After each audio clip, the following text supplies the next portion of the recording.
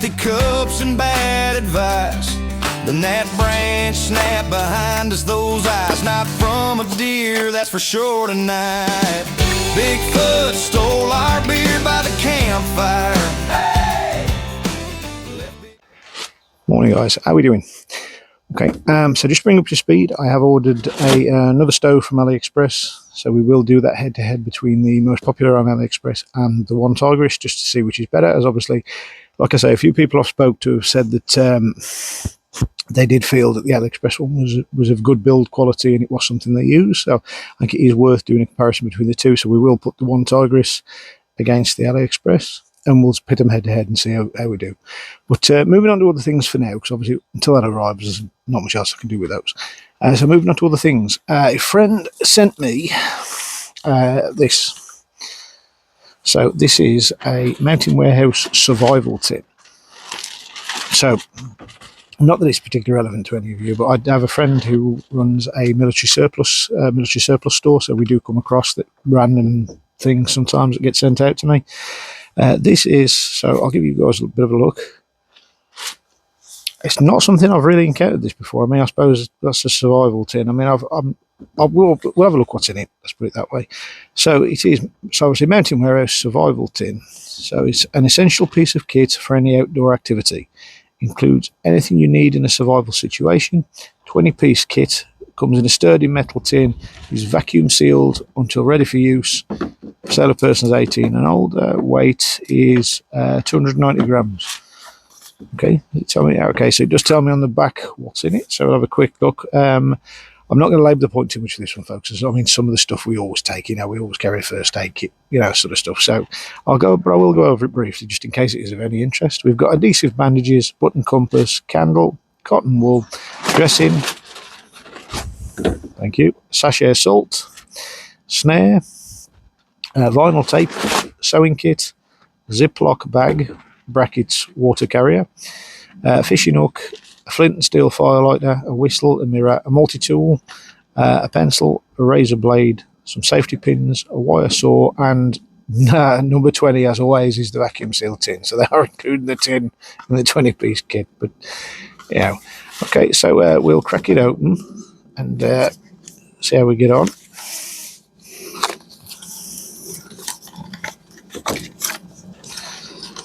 So there's no instructions of any sort. It is just it's a nice quality. I mean, it's not a bad quality tin at all. Feels quite robust. It's clips on the sides. What I'll do now, folks, is I'm going to spin it. I'll spin you around, and we'll take a look at what's in the tin together. Like I said, we've got the tin itself. It's reasonable quality material. It pops open from the sides. It's a bit stiff. And there we go. So first things first, obviously we've got a mirror. Got a rubber seal, so I assume it's going to keep it waterproof. Cotton wool. Whistle. Wire saw. Not that these things ever work. Safety pins. Pencil. Well, it's a wicked dent in that candle. Anyway, there's a tea light there. Wire. What's that? Plasters. Yep, roll of plasters. Well, I mean, I'm not sure I'd call that a knife, but I mean, it's something from a Christmas cracker. But yeah, a knife of sorts. Flint.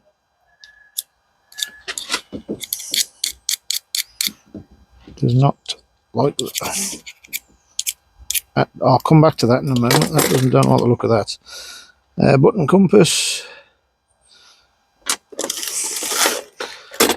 Bandages, plaster, more plasters, bandages, small sewing kit, fishing line. What's that? Oh, that's a razor blade. At least I've had the decency to cover it in cardboard, I assume. So, yeah, that's the razor. A couple of bags and a pack of salt. Right. Well, let's just go through the list, shall we? It's probably the easiest way to do. So adhesive bandages, yeah. Well, plasters, yeah. Yeah, I mean, plasters are plasters, aren't they? I mean, pretty much anybody goes out anywhere, we're going to carry a first aid kit of a sort, so that's pretty much a given, but that's a reasonable thing to assume. Button compass, it's not the word. I mean, it is impressively cheap, this thing. So it's plastic. But yeah, I mean, it works, so, you know. Candle, well, yeah, a bent tea light. I mean, I don't know how long, I mean, I suppose I don't know how long that's going to last, but it's not too bad. Candle, cotton wool, yep. Dressing, that's that thing at the bottom, isn't it? So, right, okay, so it needs a bigger bandage. So again, that comes under your first aid kit, really. Sachet of salt. I'll be honest, folks, unless I'm missing a trick, I'm not quite sure what I need this for that I wouldn't have anyway, for example. I mean, I'm trying to think. I'm not sure about the salt. Snare. We've got, yeah, have we? Is that? Yep. So that's work as a snare. Vinyl tape. Is that what? I mean, yeah, okay. I'll kind of give you that. But I mean, technically, I think this is actually a roll of plasters. But hold on. 1 second. Let's see if we can use the Christmas cracker knife to open this. See what it actually is. Yeah, okay. I'll give you that some sort of bandaging tape. Sewing kit. We've seen that. That's not bad. Bit of thread, needles, buttons. I mean, I don't know why I'm not sure about needing shirt buttons in a survival situation, but still. Ziploc bag, water carrier. Now, that is most I mean, I suppose between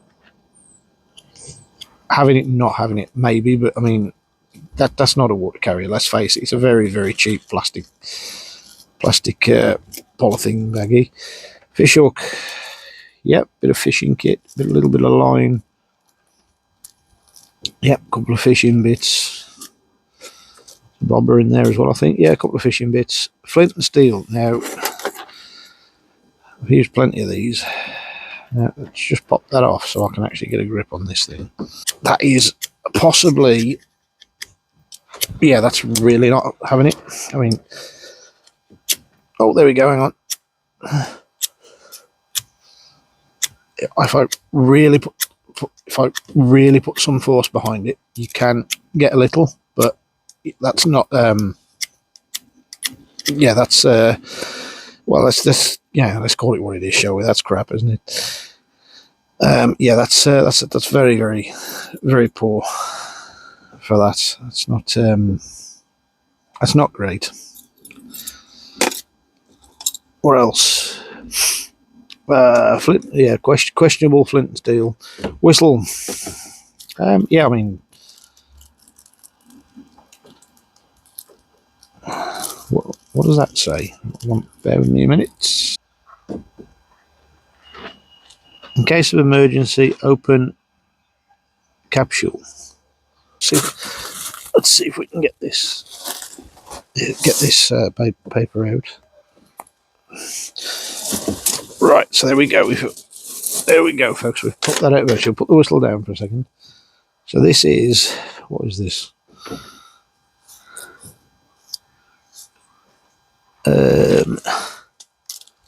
This is some general information. In case of emergency, notify. Name of relationship, home phone. It's a good way to get your ID stolen. Yeah, obviously, different language on the back.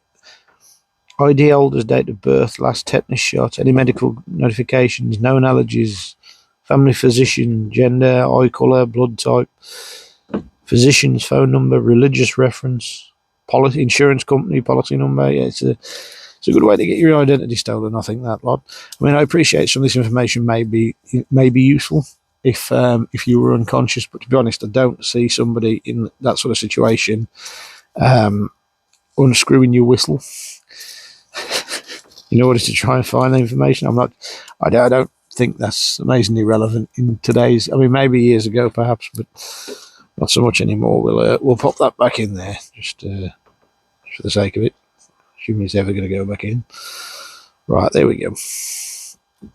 So yeah, but the whistle works fine. Okay, so there's the whistle. Mirror, yep, we've got the mirror. That's fine. Multi-tool. Now, yeah, what are we going to say about this?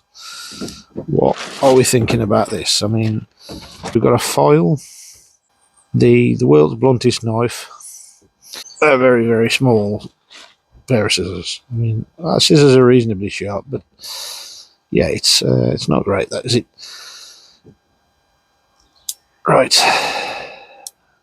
Yeah, that is what it is. I mean, again, anybody seriously been out there, we're probably going to have a decent knife anyway. So, pencil, yeah, pencil's fair enough.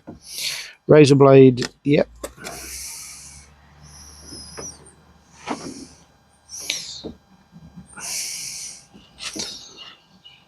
Doesn't want to come out. This, I'm wary of. I'm wary of pulling this too hard, folks, because I've done this dance in the past with Stanley knives and things, and it rarely ends well. So I don't really just want to pull on a razor blade, but I believe, yeah, we can. We might as well. There we go. That is sharp. Yeah, okay, we'll give you that one.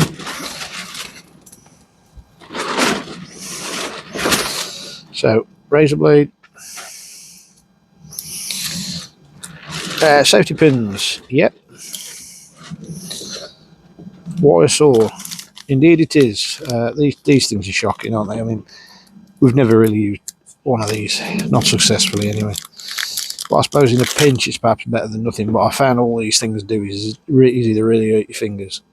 Yeah, I mean, it's pretty janky, this thing. I suppose in a pinch it's perhaps better than nothing, but I think best thing to do with these was obviously always to cut a length of. So, for example, is to get a length of wood. I mean, this is a bit of kindling, so you have to figure that. But if we're outside, you find something round and a bit more ergonomic. But what you want to do is get a bit of that, put it through there, and obviously that gives you much better grip. Because trying to pull that with your finger, you're going to either damage your finger, it's really going to hurt. Whereas with that, having something like that, you can have a lot more applied force. So yeah, it's a little bit of a tip with them. But to be honest, yeah, I mean, these, again, I suppose it's supposed to be a survival situation, isn't it? But I wouldn't want to cut much with that. Maybe a little bit of kindling, maybe, but yeah, I wouldn't really want to cut much with that. Plus, it's not really very sharp. It's some sort of it's braided metal, but only just. I wouldn't put much stock in that. Wire saw, and then obviously the last bit is the vacuum sealed tin. So, for some reason, in the 20-piece kit, we're including the tin that you put everything in. Yeah, okay, well, right, so put that back in there. We've got a piece of rubber that sits around it, just on the edge, so then when we push the lid on, pulls the rubber around, we pop these back on, so technically there is now, in fact, a rubber seal around the inside. If it wants to go on, there we go. Yeah, I mean, the tin itself's not bad. Some of the contents, well, let's be honest, shall we? Some of the contents leaves a bit to be desired. Right, guys, so we'll have a little bit of a chat. I apologise for the sunglasses, by the way, if anybody's, eye contact and all that. Unfortunately, it's just one of those things. It's a bit too bright out here for me to be able to see normally. Yeah, so we'll go through a quick look at that. So, as I said, a lot of the contents, yeah, I mean, it's not great, is it? I mean, the tin itself isn't too bad. If you were willing to upgrade some of the parts, I suppose, yeah, I can see why that'd be useful. But, I mean, realistically, we always carry a first aid kit. You know, we always carry a knife. In my case, more than one. So you've got your first aid kit, so that rules out majority of that. So that's things like the safety pins, bandages, plasters. I've got a pretty comprehensive one by now of that we've collected over the years, survival blankets, that sort of stuff. Especially, but I mean, some of it does depend on where you're going, obviously. But yeah, we've got a pretty comprehensive first aid kit by now that we always take. Knife, we'd always have a knife. Other than that, the other sort of stuff, fishing hook, I mean, I suppose that's subjectively useful, maybe. Button compass. Now, I do carry a compass, I'll be honest, when we go on longer hikes, despite the fact that now everything is, obviously, you know, you could say, people say, oh, I've got one on my phone. Yeah, okay, but if your battery goes, what you're going to do. So, yeah, I am a fan of paper maps and a practical compass rather than just sort of following a route or following an app on your phone. I do prefer I prefer a paper map and a real compass. So, yeah, compass I'll give you. Again, it was very cheap, but you know, it is what it is.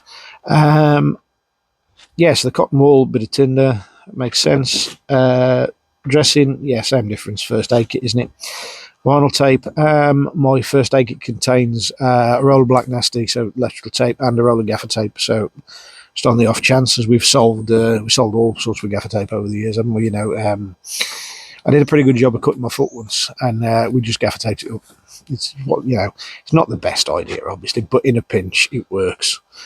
Ziploc bag, water carrier. Yeah, I think using a couple of plastic baggies as a water carrier is a bit of a joke, really. I can't. Again, yeah, we'd have a water bottle, wouldn't you? So, you know, you'd have your water bottle, and if not, there's plenty of other options for stuff like that. Water bladders, life straws, you know, all sorts. So, yeah, that's a stretch for me. Flint and steel, yeah, no.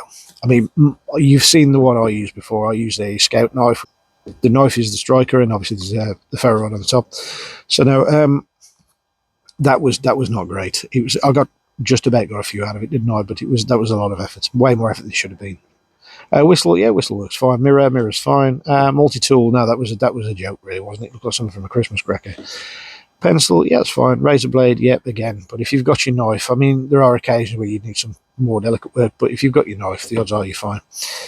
Safety pins, again, first aid kit, wire saw. I mean, if we're out in the woods bushcrafting, I normally take my axe. So the wire saw would be, again, it's a case of having it better than nothing, really, isn't it? I don't think it's not something I'd really want to try and use. I will at some point. We'll next time we're out and about, we'll take it out. We'll see if we can cut a bit of wood.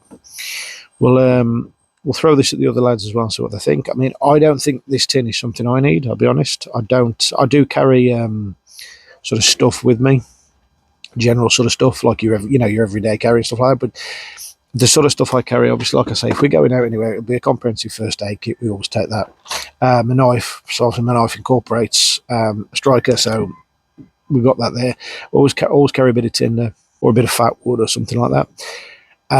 You've probably seen by now, I prefer the flash tinder, like the walls type stuff. I am going to be going over how to make that, because the one I have got did come with my knife, but I have made my own in the past, so we'll do a video on making that at some point. Yeah, so obviously, like I say, I carry my knife, carry the first aid kit, carry a bit of tinder.